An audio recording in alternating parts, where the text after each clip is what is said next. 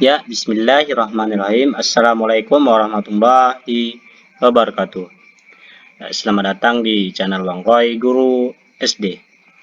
Nah, untuk video kali ini, saya akan membagikan penilaian akhir semester atau disebut juga dengan PAS tahun pelajaran 2020-2021. Mata pelajaran tema 4, subtema 1, 2, dan 3. Kelas 4 sekolah dasar. Lanjut, yang nomor 1. Menghargai setiap orang untuk memeluk agama masing-masing merupakan salah satu contoh pengamalan Pancasila, yaitu A. Sila ke-1, B. Sila ke-2, C. Sila ke-3, D. Sila ke-4. Jawaban tepat adalah ya, jawabannya adalah sila pertama atau ke-1. Ini merupakan sila Pancasila yang berbunyi ketuhanan yang Maha Esa. Lanjut, yang nomor 2. Yang bukan merupakan makna sila 1 dalam Pancasila, yaitu A. Percaya adanya Tuhan, B. Bebas memeluk agama, C. Saling kerjasama, D. Toleransi umat beragama. Ya, jawabannya adalah C. Saling kerjasama. Ini merupakan yang bukan makna sila pertama Pancasila. Jadi yang A, B, dan D ini makna dari sila pertama, yaitu ketuhanan yang Maha Esa. Lanjut, yang nomor 3. Berikut contoh sikap yang menunjukkan sila kedua Pancasila dalam kehidupan sehari-hari adalah A. Membantu teman, B. Diskusi, C. Melaksanakan ibadah, D. Saling menghargai. Jawaban tepat adalah ya, A. Membantu teman. Ini merupakan menunjukkan sila yang kedua Pancasila, itu kemanusiaan yang adil dan beradab. Lanjut, yang nomor 4. Simbol sila kedua dalam Pancasila yaitu A. Bintang, B. Rantai, C. Pohon beringin, D. Padi dan kapas. Jawaban yang tepat adalah ya, simbol yang kedua sila Pancasila adalah B. Rantai. Kalau yang bintang ini sila pertama. Pohon beringin sila ketiga. Lanjut lagi, nomor 5. Menggalang kegiatan sosial dan meningkatkan semangat gotong royong dan kekeluargaan merupakan pengamalan Pancasila sila ke A1, B2, C3, D4. Jawaban tepat adalah ya, jawabannya adalah sila ketiga, yaitu Persatuan Indonesia. Ini merupakan meningkatkan semangat gotong royong dan keluargaan. Lanjut, yang nomor 6. Yang bukan merupakan jenis cerita adalah A. Dongeng, B. Cerpen, C. Mitos, D. Majalah. Jawaban tepat adalah ya, D. Majalah. Ini merupakan yang bukan jenis cerita, adalah D. Majalah. Lanjut, yang nomor 7. Cerita khayalan atau fiksi yang biasanya bersifat menghibur dan mengandung nilai pendidikan juga diceritakan turun-temurun. A. Legenda, B. Dongeng, C. Mitos, D. Sejarah. Jawaban tepat adalah ya, B. Dongeng. Oke, lanjut yang nomor 8. Cerita Si Kancil dan Petani merupakan salah satu cerita A. Legenda, B. Dongeng, C. Mitos, D. Sejarah. Jawaban tepat adalah ya, D. Dongeng. Ini merupakan dongeng Si Kancil dan Petani. Lanjut yang nomor 9. Tokoh yang diutamakan penceritaannya dalam novel yang bersangkutan, ia merupakan tokoh yang paling banyak diceritakan, baik sebagai pelaku kejadian maupun yang dikenal kejadian atau dikenai kejadian. A. Tokoh utama, B. Tokoh pembantu, C. Tokoh antagonis, D. Tokoh protagonis.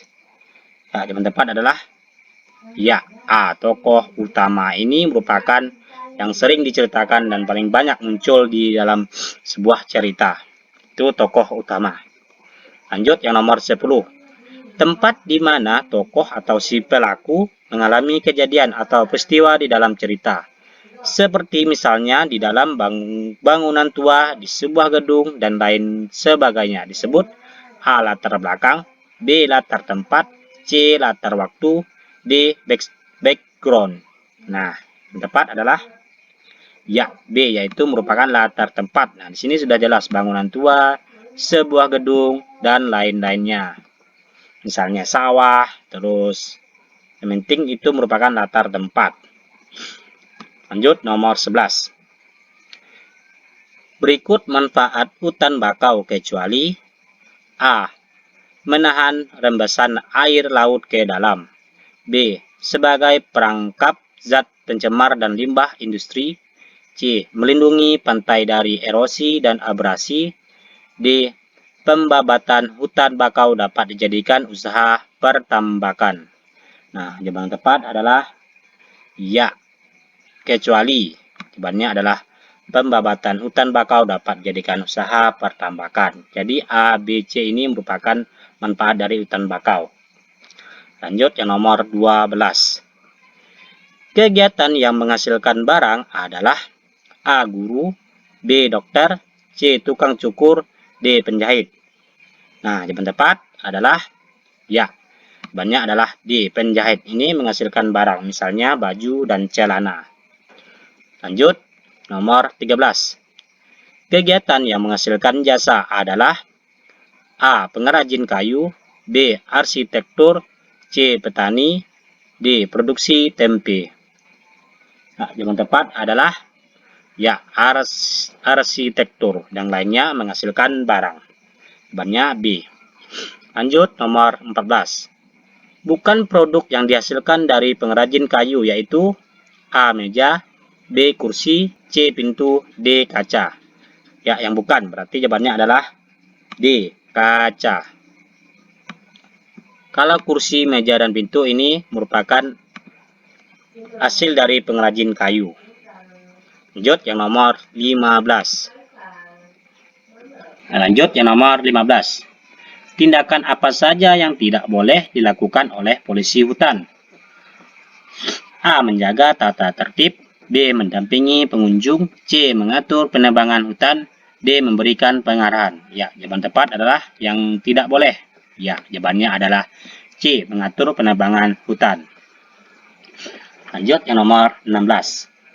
Ilmu yang mempelajari tentang hubungan timbal balik antara makhluk hidup dengan lingkungan disebut A. Ekologi, B. Zoologi, C. Botani, D. Bioteknologi. Jawaban yang tepat adalah ya, ekologi. Jawabannya A. Next, lanjut yang nomor 17. Yang bukan merupakan tumbuhan langka dan dilindungi di Indonesia adalah A. Bunga bangkai, B. Bunga melati, C. Rafflesia arnoldi, D. Bunga Edelweiss. Nah, jawaban tepat adalah ya, bunga melati. Yang lainnya ini merupakan yang bukan. Terus yang A, C, dan D ini tumbuhan langka yang dilindungi di Indonesia. Lanjut nomor 18. Salah satu manfaat dari penggunaan teknologi dalam setiap kegiatan adalah A. Mempermudah aktivitas manusia, B. Dapat merusak moral, C. Menciptakan budaya malas, D. Pemborosan sumber energi. Ya, jawaban yang tepat adalah ya, jawabannya adalah A. Mempermudah aktivitas manusia. Lanjut lagi nomor 19. Yang tidak digunakan nelayan menggunakan teknologi modern adalah A. Menggunakan pukat harimau, B. Menggunakan radar, C. Menggunakan jaring dan sampan, D. Menggunakan bom ikan. Ya, jawaban tepat adalah ya, C. Menggunakan jaring dan sampan. Ini tidak menggunakan teknologi. Lanjut nomor 20. Berikut bahan yang dapat didaur ulang adalah A. Kantong plastik, B. Kertas, C. Styrofoam, D. Kaleng. Yang tepat adalah ya, D. Kaleng. Ini merupakan bahan yang dapat didaur ulang. Jawabannya D. Merupakan bagian yang kedua.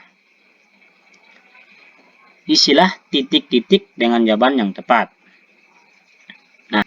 Nah, jawabannya adalah Pancasila dijadikan sebagai dasar negara dan pandangan hidup bangsa dan mengatur penyelenggaraan negara. Ini merupakan arti penting dari Pancasila. Ya, kita tebalkan saja isinya biar tahu ini jawabannya. Lanjut yang nomor 2. Sebutkan makna sila kedua Pancasila. Sila kedua Pancasila yaitu kemanusiaan yang adil dan beradab. Nah, jawabannya adalah setiap manusia setara atau sejajar, tidak membeda-bedakan, dan yang beradab dalam rasa, pikiran, dan tindakan. C. Anti penjajahan. Terus yang D. Mengutamakan kebenaran dan keadilan. Jadi ini ada sebutkan 2 dan ini saya lebihkan jawabannya. Silahkan dicatat di rumah. Oke. Lanjut kita yang soal yang nomor 3. Oke, nomor 3. Oke, lanjut yang nomor 3. Sebutkan 3 contoh mata pencarian masyarakat di lingkungan sekitar kita. Ya. Ya, ada guru, petani, terus tukang kayu, pedagang sayur, dan lain-lain. Nah, ini merupakan mata pencarian di lingkungan sekitar. Ada guru, petani, tukang kayu, pedagang sayur, dan lain-lain. Nah, lanjut yang nomor 4. Jelaskan proses terjadinya meja dan kursi bisa sampai di rumah. Ya, jawabannya adalah pertama, pohon hutan ditebang dan diangkut di kota, terus pengrajin kayu membuatnya di toko mebel, dan terus pembeli membeli kayu dan meja tersebut. Itulah merupakan proses terjadinya meja dan kursi bisa sampai di rumah kita. Lanjut nomor terakhir. Nomor 5. Mengapa kita perlu memanfaatkan barang bekas? Ya, jawabannya adalah untuk mengurangi jumlah sampah dan menambah nilai guna pada barang tersebut. Jadi, barang bekas ini dimanfaatkan, didaur ulang, dan dijual kembali menjadi barang yang nilai gunanya berbeda dari barang bekas tersebut tadi. Oke, karena sudah selesai bagian esai, dan saya akhiri. Assalamualaikum warahmatullahi wabarakatuh.